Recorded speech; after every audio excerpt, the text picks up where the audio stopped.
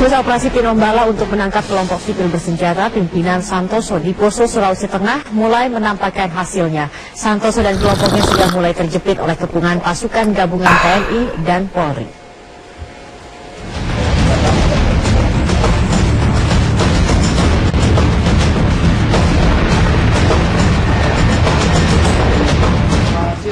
Lebih dari 2.000 aparat gabungan TNI dan Kepolisian Republik Indonesia dari berbagai satuan serta badan intelijen bergabung dalam operasi Tinombala 2016 dengan target menangkap kelompok sipil bersenjata pimpinan Santoso.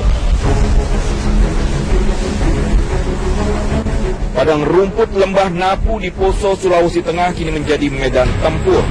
Pergerakan personil gabungan TNI dan kepolisian dari berbagai kesatuan menjadi pemandangan keseharian di wilayah ini.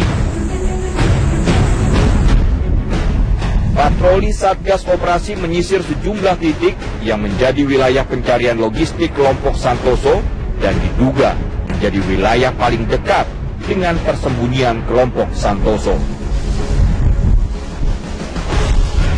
Kelompok Santoso saat ini dilaporkan dalam posisi terjepit dan terpecah menjadi 3 kelompok.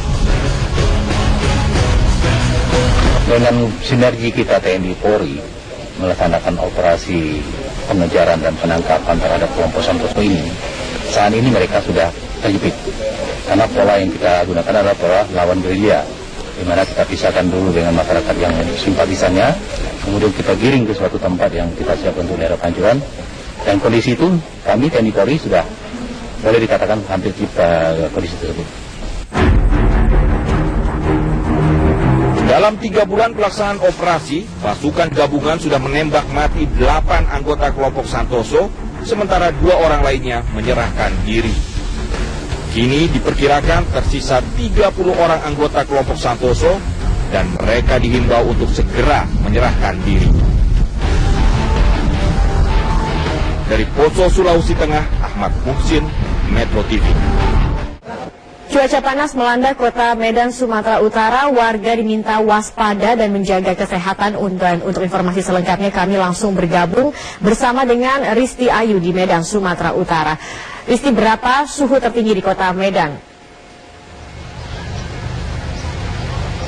Oke, informasi yang kami terima dari Badan Meteorologi, Klimatologi, dan Geofisika wilayah Sumatera Utara, ini suhu panas yang melanda kota Medan dan sekitarnya paling tinggi mencapai 36 derajat Celcius. Dan ini diperkirakan akan berlangsung hingga bulan April mendatang, dikarenakan posisi matahari pada pertengahan bulan Maret ini mulai mendekati garis khatulistiwa. Dan jelas ini akan berdampak pada wilayah Indonesia karena posisi geografis Indonesia ini dilintasi oleh garis khatulistiwa.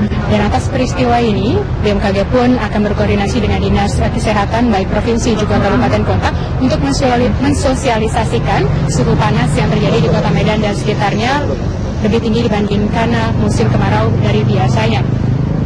Dan sosialisasi yang diminta oleh BMKG kepada Dinas Kesehatan ini agar masyarakat lebih mewaspadai karena ini akan berdampak kepada kondisi kesehatan, diantaranya akan mengakibatkan dehidrasi, sehingga masyarakat diminta untuk banyak mengkonsumsi air putih, sayuran dan juga buah-buahan, serta diminta untuk mengurangi aktivitas di luar rumah.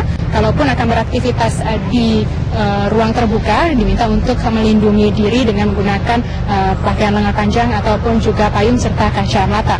Sementara itu juga dampak lain yang disebabkan oleh adanya suhu panas ini kemungkinan akan menyebabkan kekeringan baik untuk sektor pertanian juga perkebunan, serta akan menyebabkan lahan kering terutama bagi lahan gambut yang akan sangat berpotensi tersulut api apabila dalam kondisi kering seperti ini. Dan menurut BMKG, meski kondisi kemarau seperti ini, potensi hujan bisa saja terjadi, namun potensi ini akan bersifat lokal dengan intensitas ringan hingga sedang yang terutama terjadi di wilayah pesisir timur Sumatera bagian utara. Dan kami tadi sempat mewawancari beberapa warga kota Medan yang merasa memang suhu panas ini berbeda dibandingkan musim-musim kemarau dibandingkan tahun-tahun sebelumnya. Mulainya terjadinya gerhana matahari itu kita cukup terasa gerah. Jadi sekitar mulai dari jam 9 pagi sampai sore kita terasa gerah dan banyak mengeluarkan keringat. Dari terbit matahari kayaknya sampai terbenam matahari sampai malam lembab pengap karena angin juga kurang. Kalau untuk melindungi, saya pakai baju lengan panjang, terus pakai payung. Kalau untuk tubuh, saya harus banyak minum. Minumnya biasanya itu bisa berkali-kali lipat lah. Dari yang 1 botol bisa jadi 2 botol, bisa jadi 3 botol yang besar. Demikian laporan dari Kota Medan, Zakia, kembali ke studio di Jakarta. Ya baik, terima kasih Risti Ayu atas informasinya. Sebuah media Singapura memberitakan dalam waktu dekat akan terjadi cuaca yang sangat panas di Indonesia, Malaysia, dan Singapura. Disebutkan panas akan mencapai 40 derajat Celcius. Reporter Trianisha dan juru kamera Don Bosco mengkonfirmasi langsung kepada pihak BMKG. Ya pemirsa, belakangan ini muncul berita bahwa Indonesia dalam 5 hari ke depan akan terjadi cuaca yang sangat panas. Nah, untuk mengetahui apakah benar atau tidak, langsung saja kita konfirmasi kepada Bapak Hari Tirto Jatmiko, Kepala Bidang Informasi Meteorologi BMKG. Pak Hari, Pak, ini benar atau tidak Pak, bahwa Indonesia dalam 5 hari ke depan ini akan terjadi cuaca yang sangat panas, bahkan katanya akan mencapai 40 derajat Celcius. Ini bagaimana penjelasan Pak? Terima kasih Mbak Nesya. Yang pertama, kalau panas, memang Indonesia negara tropis. Sepanjang tahun itu mendapatkan radiasi matahari. Yang menjadi tidak benar itu kalau sudah sampai 40 dan 5 hari ke depan akan panas. Itu menjadi tidak benar. Karena apa? Radiasi yang tadi sangat panas itu biasa terjadi di Indonesia. Kebetulan di Maret dan September, lebih tepatnya tanggal 21 sama 23 September plus minus 1 hari, itu biasanya matahari secara rutinnya itu berada di atas khatulistiwa. Berarti Indonesia mendapatkan radiasi sinaran matahari yang cukup optimal seluruh wilayah Indonesia. Masyarakat tidak perlu khawatir, nggak perlu cemas. Kalau boleh dirata-rata, berapa sih anomalinya dibandingkan normal yang ada di bulan Maret sendiri, itu sekitar 0,3 sampai 1,5. Kita analogikan bahwa kalau misalkan di Jakarta itu antara 33 sampai 34, 0,3-nya sekitar 34,3. Kalau kita ngambil yang tertingginya 1,5, berarti 35,5 sampai 35,5. Itu yang pernah terjadi. Itu yang ada menurut catatan kami. Akan terjadi biasanya secara perhitungan astronomi bisa. Terima kasih banyak Pak Hari Tirto atas bincang-bincangnya. Ya, demikian tadi penjelasan dari Pak Hari Tirto dari BMKG mengenai fenomena equinox yang sebenarnya ini memang akan terjadi 2 kali dalam 1 tahun pada saat peralihan musim dari musim hujan ke musim kemarau dan juga musim kemarau ke musim hujan. Dari BMKG Jakarta, Trianisha, Don Bosco, Metro TV. Reporter Metro TV Yasmin Alvina yang berada langsung di DPP Nasdem. Yasmin, apakah penyuluhan dan juga tes urin di DPP Nasdem ini telah selesai dilakukan? Ya, Zakia, sejak pukul 10 waktu Indonesia Barat pagi tadi, penyuluhan dari Badan Narkotika Nasional kepada anggota DPW Partai Nasdem DKI Jakarta ini masih terus berlangsung. Tadi juga sempat dilakukan penyuluhan pembukaan dari Kabid Pencegahan dan Pemberdayaan Masyarakat BNN Provinsi DKI Jakarta, Sapari Parto Diharjo. Acara diawali dengan sosialisasi untuk tes urin, bagaimana proses mekanismenya, hingga nantinya juga 125 anggota dari DPW Partai Nasdem DKI Jakarta akan langsung menerima hasilnya. Hal ini juga dilakukan oleh Partai Nasdem demi memerangi, bekerja sama dengan pemerintah Indonesia untuk memerangi status darurat narkoba di seluruh Indonesia.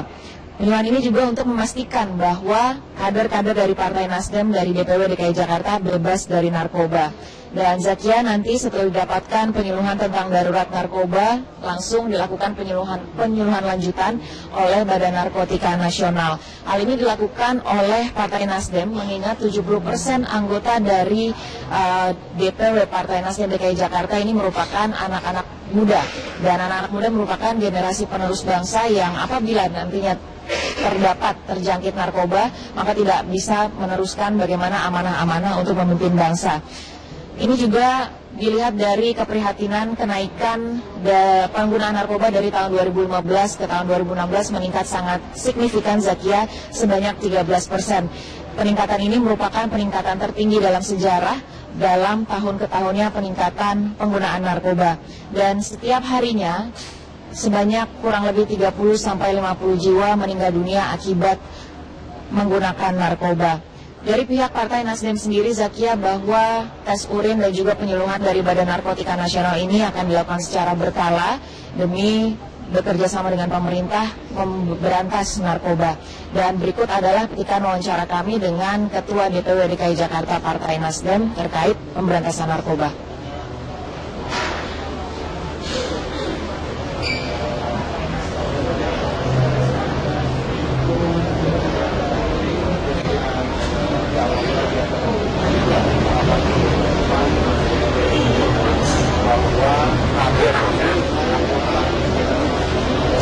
Untuk sementara demikian yang dapat kami laporkan dari DPP Partai Nasdem. Zakia, kembali ke Anda di studio. Baik, terima kasih Yasmin Alvin atas informasinya. Terus akibat diguyur hujan selama 2 hari terakhir, rumah milik warga di Magelang, Jawa Tengah rusak parah, tertimpa tebing setinggi 20 meter yang longsor.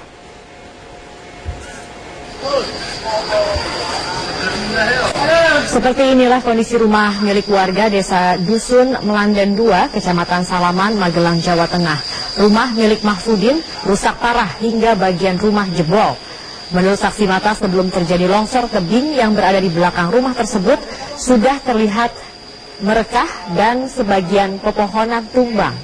Dalam proses perbaikan dan upaya mencegah longsor susulan, warga desa dibantu relawan dan TNI bergotong royong membersihkan tanah dan pepohonan yang menimpa rumah. Tidak ada korban jiwa dalam kejadian ini.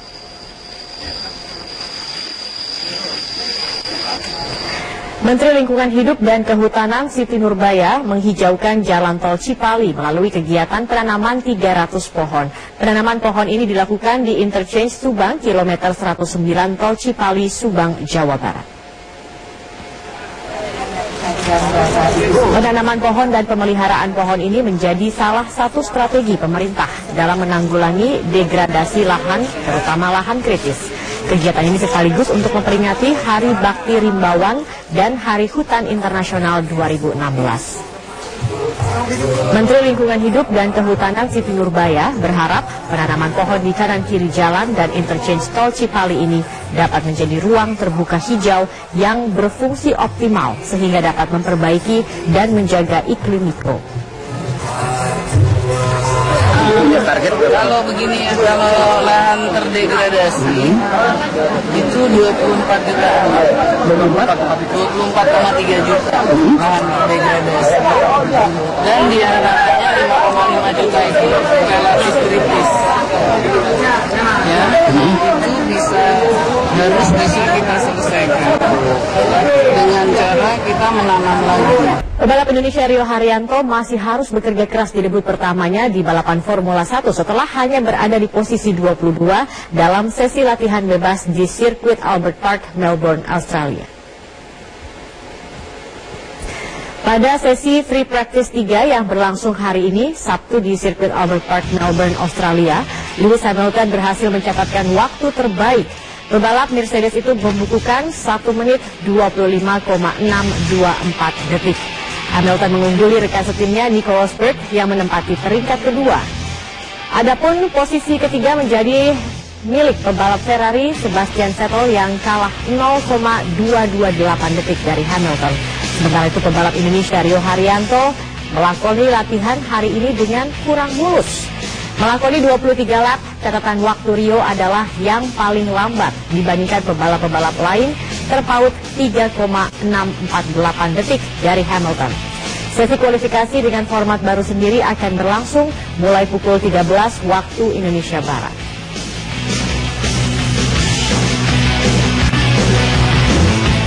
Rio Haryanto akan mulai beraksi di ajang Formula 1 di sirkuit Albert Park, Melbourne, Australia pada hari Minggu. Dukungan dan doa masyarakat Indonesia pun terus mengalir lewat media sosial agar pebalap tanah air itu sukses dalam debut.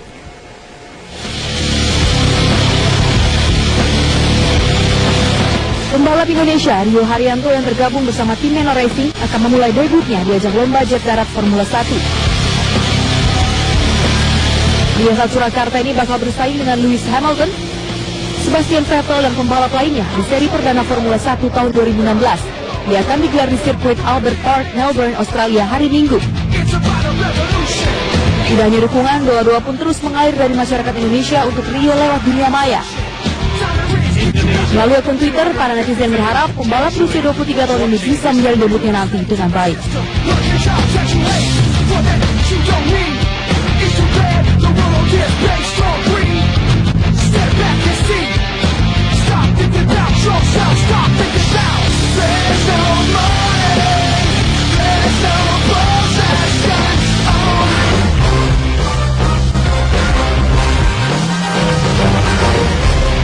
Sebuah pesawat The Fly Dubai Airline dilaporkan jatuh pada Sabtu pagi saat akan mendarat di bandara di kota Rostov-on-Don sebelah selatan Rusia.